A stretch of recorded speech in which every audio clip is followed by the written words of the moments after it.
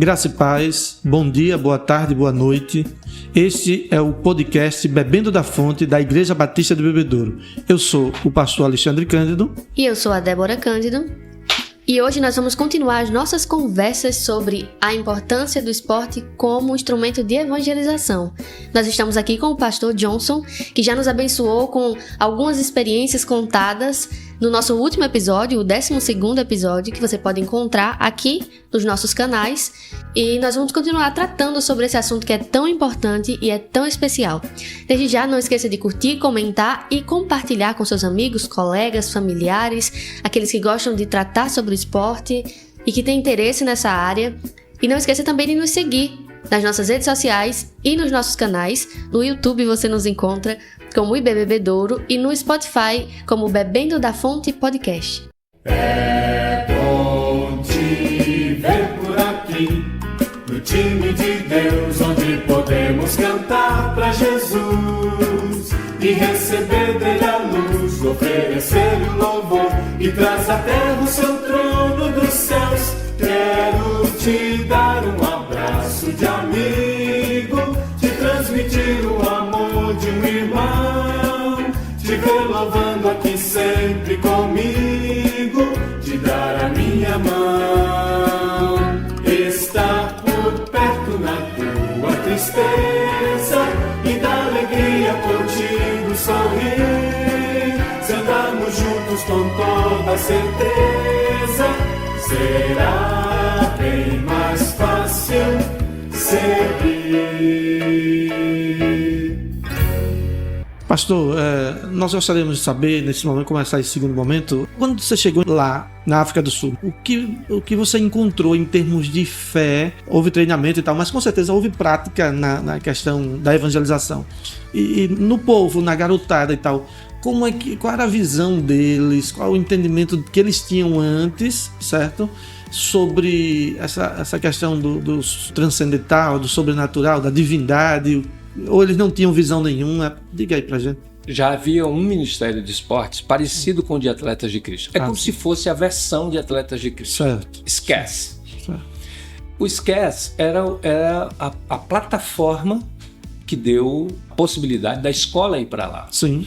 Quando nós chegamos lá, da mesma maneira que a gente estava aqui já durante 2 décadas e um pouquinho, trabalhando essa coisa de evangelizar atletas, lá também. Quando você olha para a África do Sul, você não olha para o futebol, Certo. você olha para o rugby.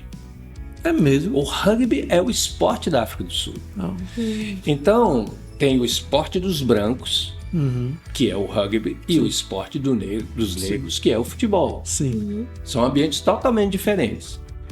E Nelson Mandela consegue mergulhar nos 2 universos para trazer o tipo de paz que ele propunha. E o Cassie, que foi o nosso capelão e o líder da escola, ele foi o capelão do time de rugby. Certo. Ele jogou rugby pela África do Sul. Então você vê que tudo tem a ver com o esporte de alto rendimento. E quando a gente percebe que a gente está produzindo ali líderes para o mundo todo, a gente precisa aprender um pouco ali. E o que a gente aprendeu? Primeiro nós aprendemos que o primeiro Kids Games é uma ferramenta que foi gerada, né, trabalhada pela Coalizão Brasileira de Esportes aqui no Brasil. O primeiro foi no Trapiche. O primeiro Kids Games da história no Brasil foi no Trapiche. Depois da gente ter feito, a minha turma foi privilegiada que a gente fez o primeiro na história, que foi em Soweto, que era criar um ambiente de Olimpíada com ensinos dentro das atividades.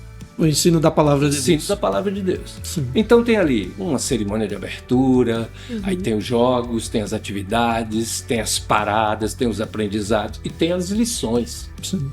Então o primeiro evento que a gente participou assim na prática, para a gente dizer assim, nós estamos evangelizando sul-africanos, foi em Soweto. Ali a gente percebeu que a necessidade é igual, não é? E assim, eu era o líder da escolinha. Durante 3 semanas eu liderava a escolinha de futebol. Eu dava um chute para cima na bola, A gente chegava no campo, aquele campo de terra, que a bola batia, subia aquela poeira, eu dava o chute dela para cima, antes dela bater, tinha 200 meninos olhando para mim. Só porque ela não viu o som da bola batendo. Sim. Então, assim, e quando eles sentavam, e tem umas coisas assim. Eu me lembro que na abertura, alguém disse assim para mim: Johnson, você vai dar o testemunho para os meninos. Você imagina, 1.200 meninos num negócio, um calor, e aqueles meninos lá, e todo mundo correndo. Aí primeiro a gente vai fazer uma parte esportiva, depois a gente vai juntar todo mundo e você vai dar uma palavra de impacto. E era assim, eu falava em português, um cara que entendia mais ou menos espanhol, mas falava muito bem inglês, traduzia para o cara que falava africano. Certo. Então tu imagina, quando eu falava que passava pelo cara, que chegava no tradutor, que chegava no menino, eu nem sabia mais o que tinha dito. Mas enfim. Já tinha esquecido. Aí, quando tava aquela confusão, isso era, nós estamos falando aí por volta de 11h30, meio-dia, o sol ali. Alguém disse assim, agora é você. Eu digo, os meninos vão prestar atenção, eu não vou nem olhar para mim. Mas um camarada chegou na frente dos meninos, levantou a mão e fez assim, ó. Jabulani, Jabulani, África. Menino, os meninos foram sentando com as pernas cruzadas, que é uma maneira, né? De respeito. Né? Respeitosa. Eles sentam culturalmente com as pernas cruzadas, eles cruzam e sentam, cruzam e sentam. E ficou um silêncio. Eu podia ouvir como eu estou ouvindo aqui. Primeiro aquilo me assustou, assim, que eu não sabia o que o cara tinha dito para os meninos. Mas aí eu fiz umas embaixadas, botei a bola no pescoço, brinquei, chutei umas... Eita, meu Deus. Se preocupa não. Eu chutei umas 10 bolas para eles e tal, contei a história, falei de Jesus. Depois entrou lá um outro cara que rasgava uma lista telefônica na mão, sabe? Ele explodia uns negócios, era um cara forte. Eram essas atrações e a gente ia pregando o evangelho assim. Quando terminou, eu fui lá e falei com o cara, chamei o cara, falei, por favor, você precisa me dizer o que você disse para eles. Eu disse que Deus estava olhando para eles de um jeito que ninguém olha. E eles sabem disso. Então, assim, na verdade, todos nós gostaríamos de dizer, em algum momento das nossas experiências missionárias, do que a gente está fazendo evangelisticamente, que Deus está olhando para a gente. E era só isso que a gente precisava, criar um ambiente.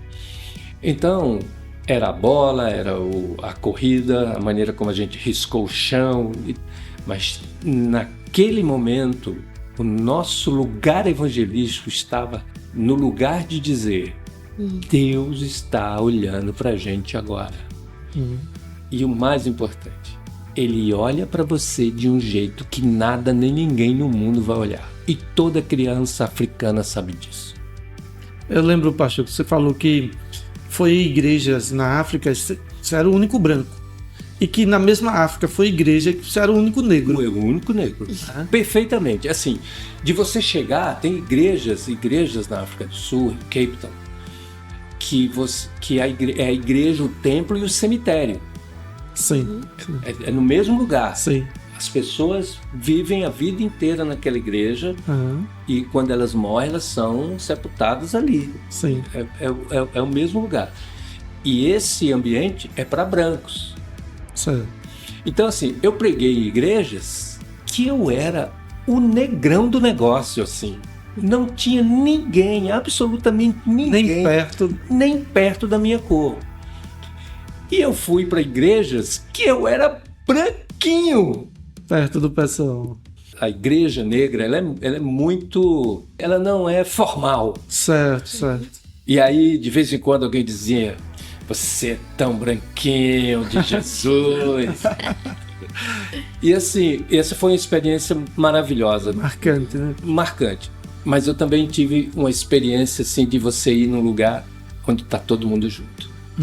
Onde a igreja responde não pela cor da pele, mas está todo mundo junto, na mesma direção.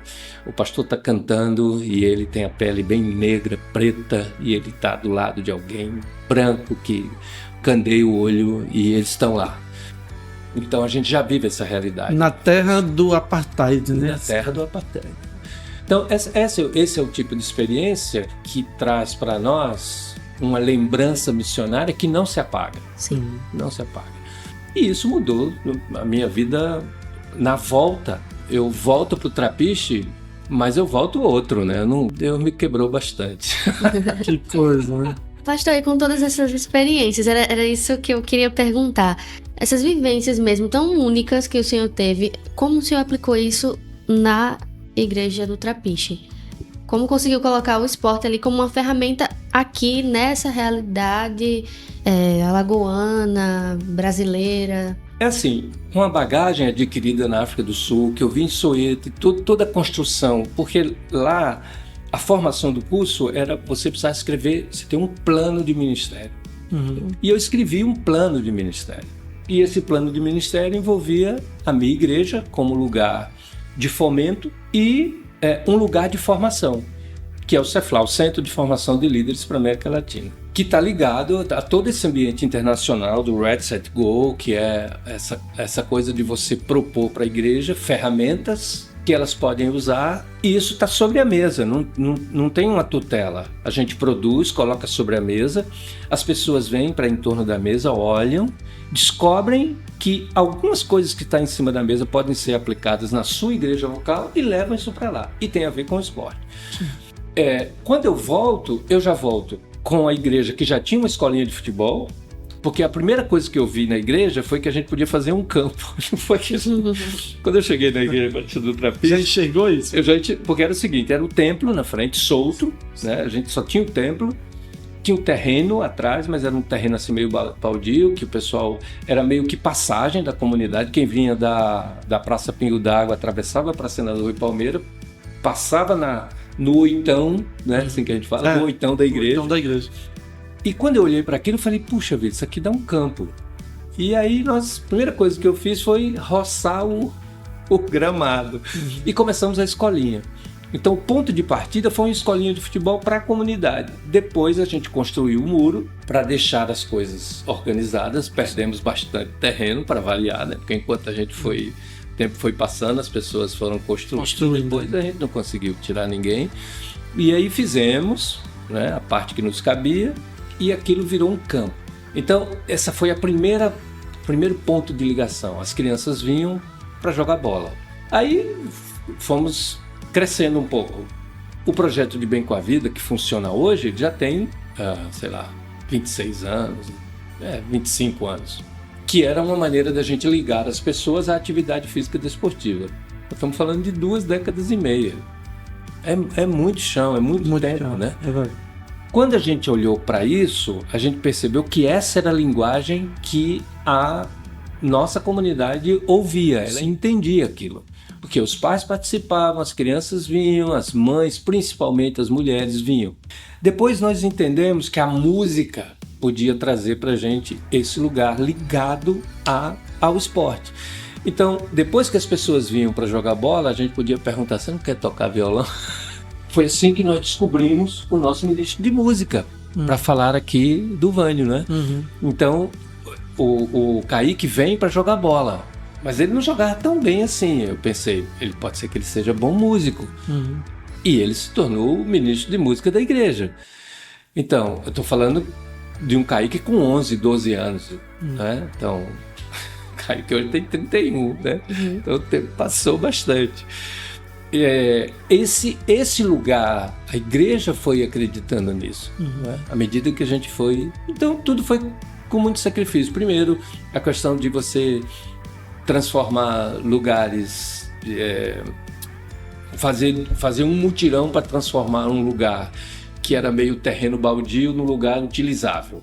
Depois de utilizável, um lugar próximo daquilo que a gente chama de um lugar para atividades físicas e esportivas. E depois para você chamar de quadra. E depois para você chamar de centro de esportes. Meu Deus, Brasil. como era o acampamento? Batista Praia Center. Batista Praia Center, né? Que eram nomes assim e tal.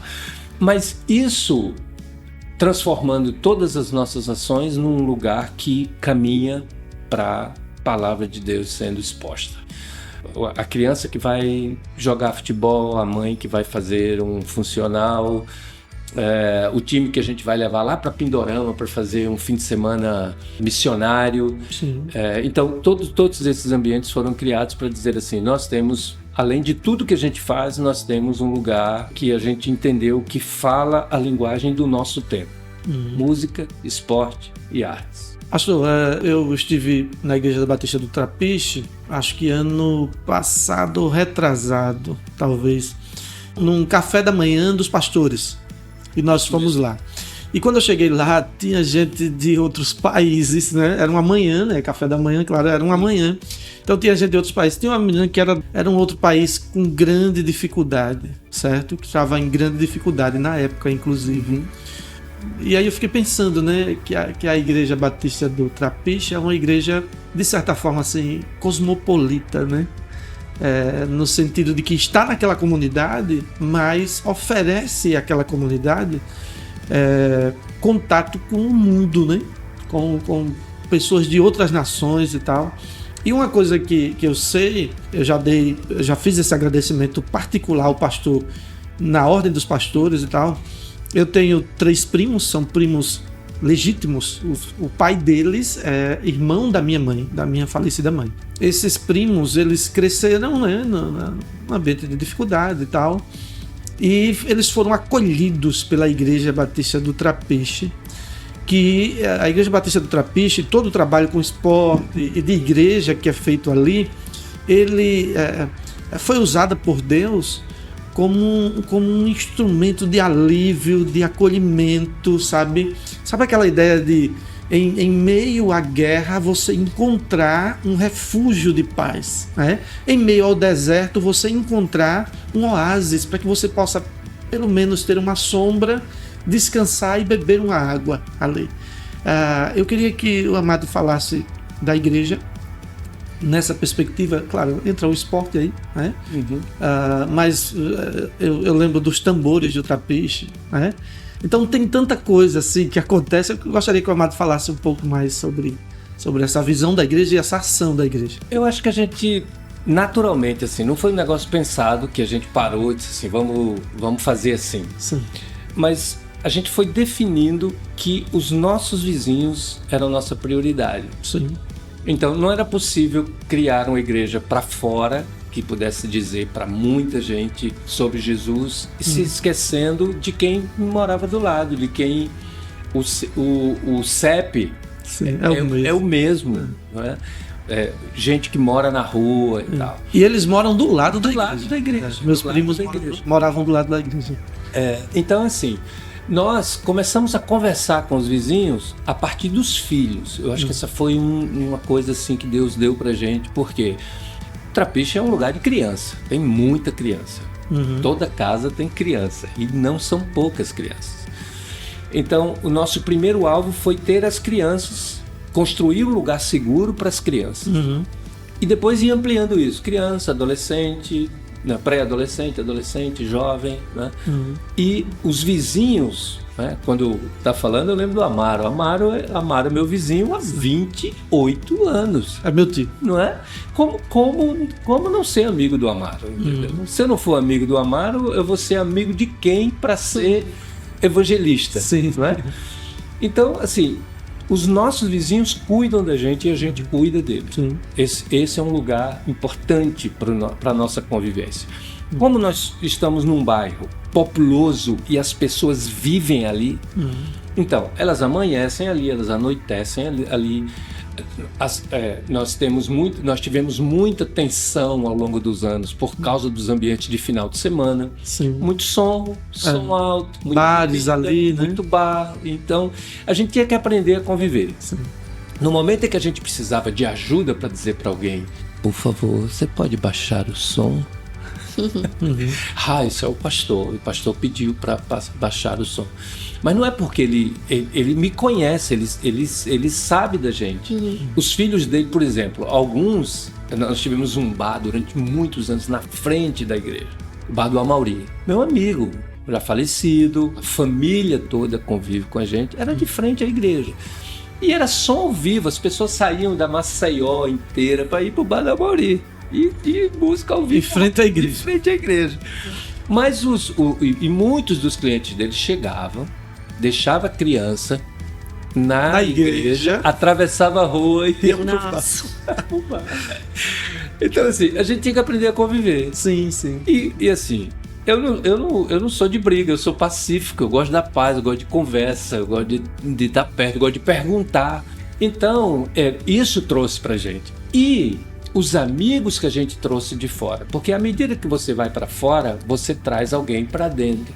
Então, nós tivemos uma universidade que vinha do Texas, atravessava o mundo para vir para o Trapiche, para passar 1 semana e meia com a gente. Aí você imagina aquele povo todo falando inglês, e vinha gente, vinha da universidade americana, mas vinha gente de outros países que trabalhava ou que estudava na universidade. Então eu estou falando de 40 viajando para cá, passando com a gente 10 dias, conversando com a comunidade, entrando naqueles becos, naquelas vielas nossas ali.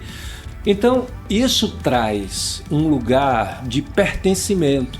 Sim. E isso nos ajuda. Então, a nossa conversa com a comunidade é uma conversa de amigos, né? Esse mês a gente está trabalhando muito essa coisa da amizade. Dia 20 agora de julho é o dia do amigo.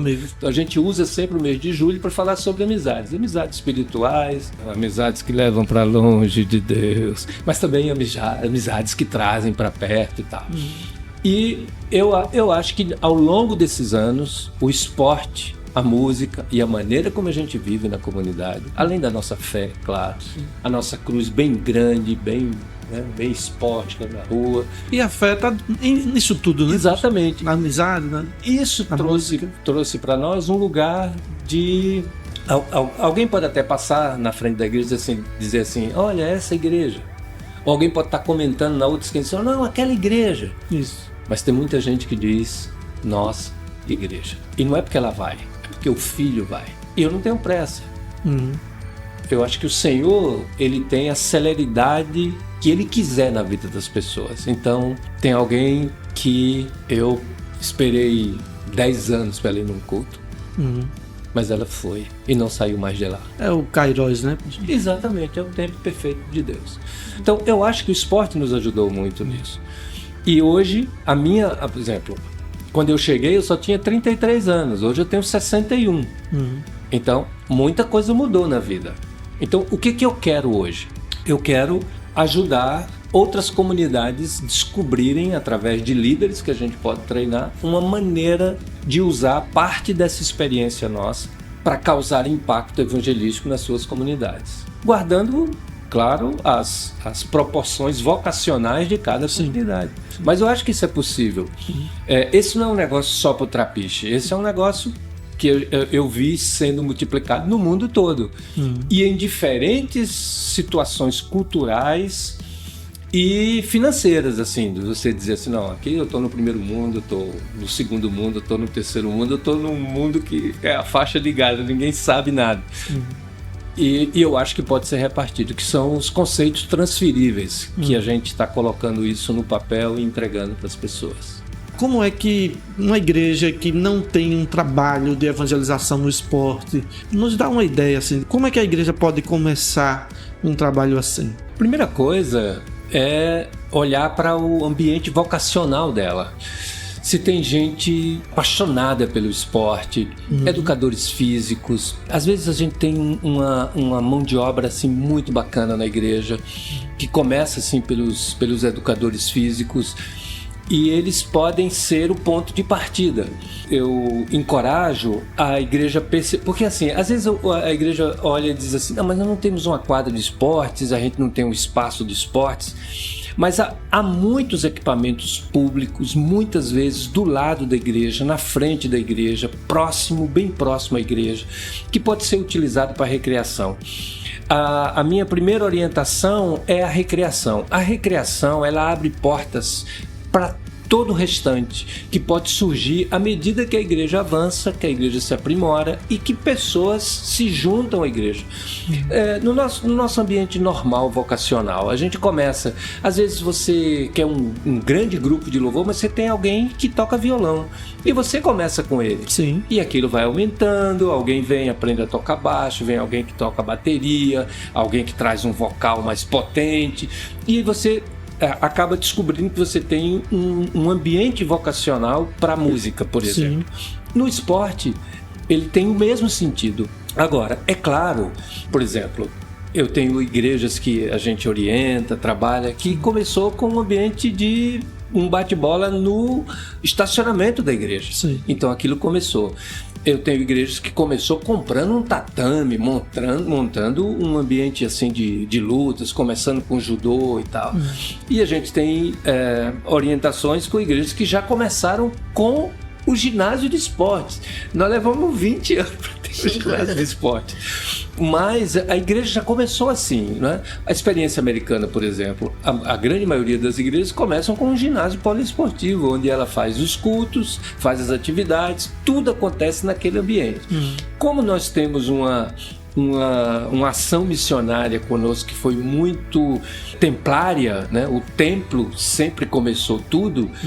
A gente foi tendo dificuldades ao longo dos anos, né? Ao longo da nossa história, de olhar para ambientes multifuncionais. Então o esporte, ele vai trazer para a igreja um tipo de atividade que dá oportunidade para as pessoas que, culturalmente, se você chegar na igreja e perguntar assim, alguém aqui torce pelo... vai aparecer alguém, sim, não é? Então tem uma ligação afetiva, enfim. E se você der uma olhada, se a gente parar para fazer uma pesquisa entre os homens, entre as mulheres, hoje, no nosso ambiente, a gente vai descobrir quanta gente pratica algum tipo de atividade física desportiva. Então, a igreja está inserida nisso. A minha orientação para a gente começar é descobrir o ambiente vocacional. Quantos educadores físicos a gente tem? Quantos atletas a gente tem? Não é? E quantos apaixonados pelo esporte a gente tem? A partir daí, a gente começa o plano. Que bonito, né? Pastor, a gente quer agradecer pela sua participação, por compartilhar as experiências com a gente. Foram momentos enriquecedores, que a gente pode entender a importância do esporte como um instrumento mesmo de evangelização, e nós esperamos que os nossos ouvintes sejam tocados por isso. E nós queremos agradecer a você também que está nos ouvindo. Muito obrigada por estar até aqui conosco na nossa conversa. Nós te pedimos também que não esqueça de curtir, comentar, compartilhar, enviar para os amigos, para aquela pessoa que sonha em ser um atleta, ou sonha em trabalhar com isso, ou que nem tinha esse sonho, mas que foi tocado nessa conversa. Não esqueça de comentar, de seguir os nossos canais. No Spotify você nos encontra como Bebendo da Fonte Podcast e no YouTube como IB Bebedouro. Nós agradecemos, pastor. Muito bem, eu também quero agradecer, dizer, assim, deixar um recado final assim, né, para os educadores físicos, para aqueles que são apaixonados pelo esporte, pelo futebol. Tem um lugar no reino para você. Às vezes você pode ficar imaginando assim que a parte mais importante da igreja está naquele que dirige, está naquele que ministra, está naquele que prega. Mas eu quero dizer para você que tem um lugar muito especial no reino. Você pode não ter nascido com essas habilidades, não é? Desse ambiente formal da igreja, mas você tem habilidades que Deus deu para você. Quem sabe você é o treinador de um time, você é um educador físico, você tem centenas de meninos na sua frente, você é personal trainer, você é um aficionado pelo esporte. Deus tem um lugar para você e vai usar essa sua paixão para que a igreja acelere o processo de aproximação com as pessoas, com a comunidade, com quem frequenta a igreja. E outra coisa assim, importantíssima assim, do ponto de vista, isso pode dar um outro podcast, que é o cuidado com o templo do Espírito Santo, que é a maneira como a gente lida com o futuro. Não é? Eu tenho trabalhado bastante nessa área sobre a maneira como a gente dura mais. O que a gente pode fazer para durar mais? eu tô pronto para ir pro céu, eu tô pronto, mas eu não tô apressado. Certo. Eu quero comemorar 100 anos de vida. Eu quero comemorar. Se Deus me permitir, eu quero comemorar. Amém. Mas eu não quero comemorar me arrastando. Eu quero comemorar, quem sabe, Fazendo uma embaixadinha. fazendo uma embaixadinha, disputando uma partida de futebol de 100 anos no estádio Rei Pelé com os meus netos e bisnetos. Assim, são sonhos que parecem tolos, mas eu acho que tem um ambiente espiritual para ele, não é? Honrar a Deus é cuidar bem do templo que Ele nos deu. Isso tem a ver com o esporte, né? Com a música, com a arte, com a maneira como a gente leva a vida. Amém, pastor. Eu quero também agradecer a Deus pela sua vida, suas palavras. O amado não fala de algo distante, pelo contrário, fala de algo que vive. A gente que está vendo aqui, se as pessoas que estão nos ouvindo, se elas olharem, não conhecessem o pastor e olharem o pastor, ia dar no máximo 50 anos. Meu Deus! Mas é isso mesmo, pastor. Moreninha vai dizer, hoje ele não dorme. Mas é uma realidade, pastor, e porque eu sei que você se cuida muito bem, né? Junto com a sua esposa, inclusive, né? E acho que isso passa uma mensagem muito boa, muito própria, inclusive para o Evangelho, cuidar, né, do templo do Espírito Santo. Então, meu corpo, esse corpo não é meu, na verdade, ele pertence ao Senhor. Foi até o que a gente conversou com o pastor Atos, né, no 10º episódio, falando sobre a importância de cuidar do corpo. De cuidar do corpo e tal. O pastor faz isso muito bem, é uma inspiração. Eu confesso que eu tenho que melhorar essa questão, né? Mas o cara quando está com 30 anos ainda, não se preocupa muito com isso. Coisa boa. Deus abençoe. Mais uma vez quero reforçar a questão de compartilhar, né, esse podcast. Você que está nos ouvindo, compartilha aí. E com certeza vai ser uma bênção para a vida de todos aqueles que tiverem acesso. Deus abençoe em nome de Jesus. Amém.